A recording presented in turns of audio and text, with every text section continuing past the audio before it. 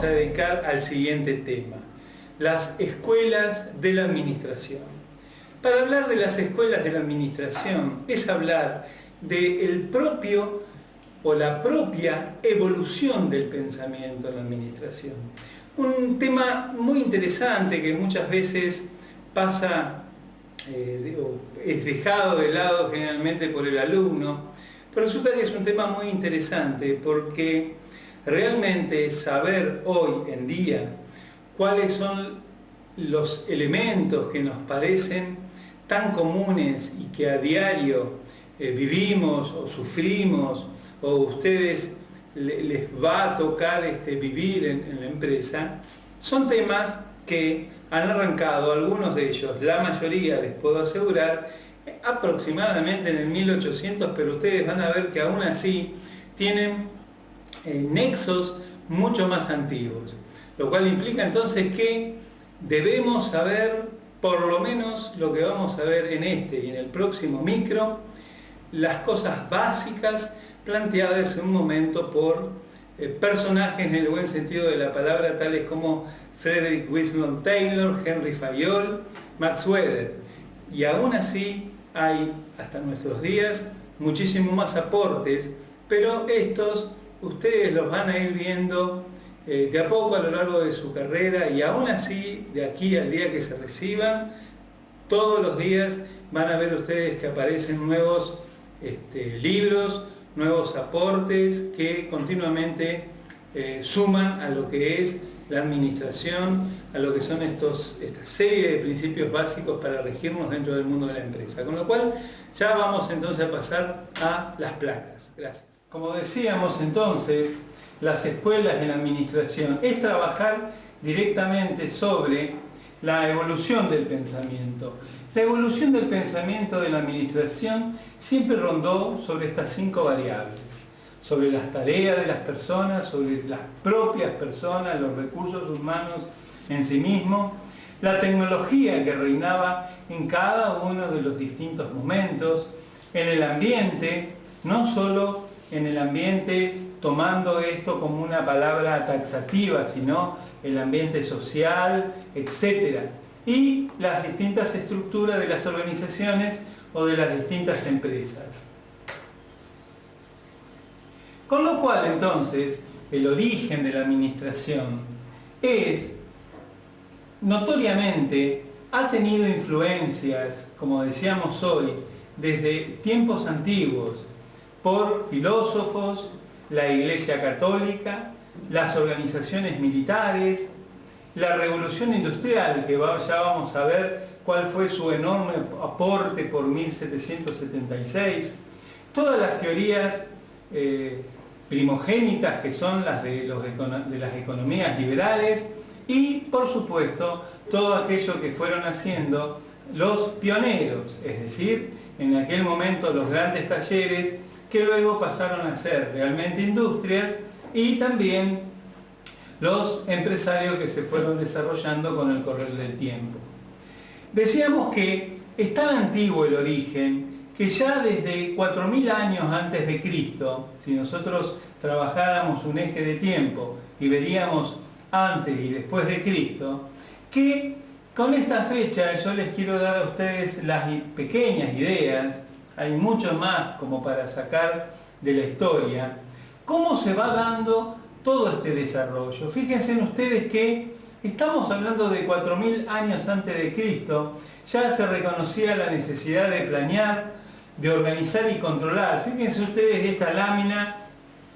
que muchos se podrán estar preguntando en este momento, bueno, pero ¿qué tendrá que ver esto con la administración? Si nosotros usamos un poco la imaginación, nos vamos a dar cuenta que cazar en forma de tribu, había que hacer una separación del trabajo, había que dividir tareas, etcétera, etcétera. Así que es muy importante que nosotros vayamos teniendo en cuenta todos estos detalles.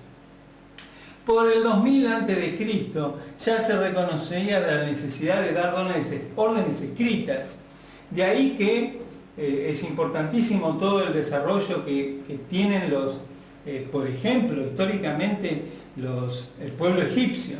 Y 20 años después de Cristo también tenemos un dato que es, analizándolo,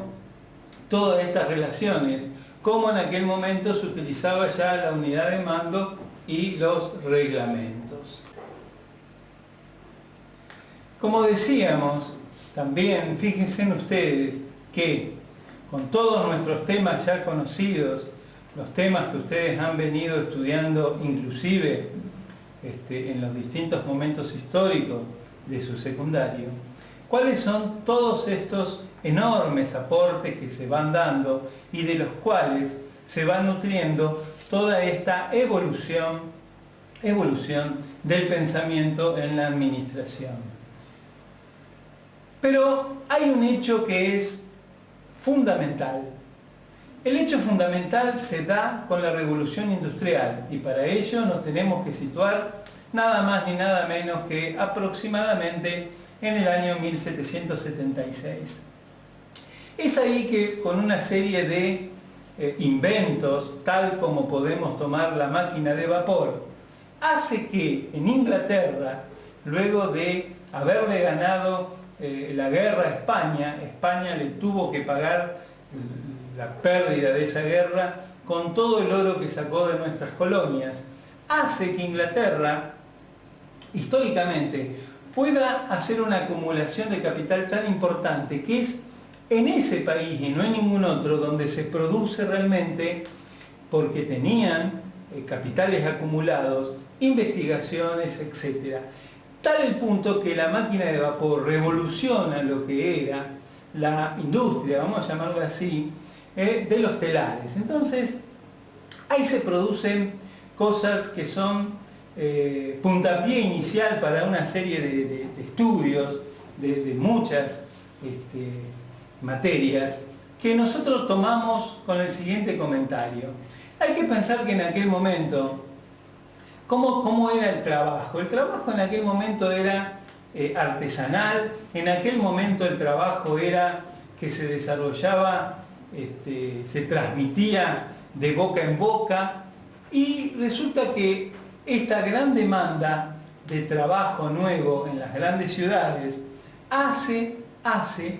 la primerísima gran migración de la población del campo a la ciudad para esta creación de nuevos talleres. Fíjense ustedes qué importantísimo que es el tema de la revolución industrial. Y no solo de la primera revolución industrial, que es la que generalmente uno siempre tiene en mente, que es donde se empieza a utilizar el carbón y el hierro, sino que tan importante como esa es la segunda revolución que se produce cuando se introduce el acero y la electricidad. Es así entonces que nosotros estamos muy atados a todo el acontecimiento de la propia evolución del ser humano y de la vida misma. Pero lo importante también surge que recién en el siglo XX aparecen en dos lugares totalmente distintos. En Estados Unidos, Taylor, y en Francia, Henri Fayol. A ellos se los consideran los padres de la administración y en nuestro próximo micro se los vamos a dedicar pura y exclusivamente a ellos. Esto yo se los dejo a ustedes para que puedan tranquilamente ver los hitos y los desarrollos, ver cómo las distintas escuelas se fueron dando en los distintos momentos, porque, vuelvo a recalcar, es importantísimo ver que la evolución del pensamiento en la administración va atado a cada momento histórico que vivió la humanidad. Ni decir cuál era la forma de pensar en la Primera Guerra Mundial, en la Segunda, etcétera, cuándo fueron surgiendo determinados descubrimientos que hicieron que forzosamente esas ideas evolucionaran. Tal el punto que hoy día mismo está en continua evolución. La administración es una ciencia, un arte y una técnica que no descansa y que continuamente, por más que digamos que Taylor y Fayol son los padres de la administración, por más que digamos que una persona que falleció hace un par de años era un excelente escritor y también le dio un impulso contemporáneo a la administración, como fue Peter Drucker, o mal llamado Peter Drucker, vamos a ver que la administración está en una constante evolución, jamás involución. Una terrible evolución que todos los días nosotros vamos a ver cómo se avanza. Por eso, en nuestro próximo micro nos vamos a dedicar a la perspectiva clásica, que es la que más nos ha dejado su huella, más nos ha marcado hasta el día de hoy, hasta nuestros días. Y esa perspectiva clásica está por el aporte de Taylor, por el aporte de Fayol y por el aporte de Max Weber. Con lo cual, para concluir, vamos a decir entonces que el desarrollo se ha logrado dado a los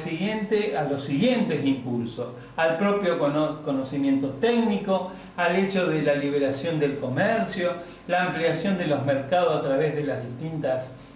épocas, por supuesto a las inversiones, y algo que es importantísimo, algo que es muy importante, por supuesto, es al desarrollo en el campo tecnológico de la informática.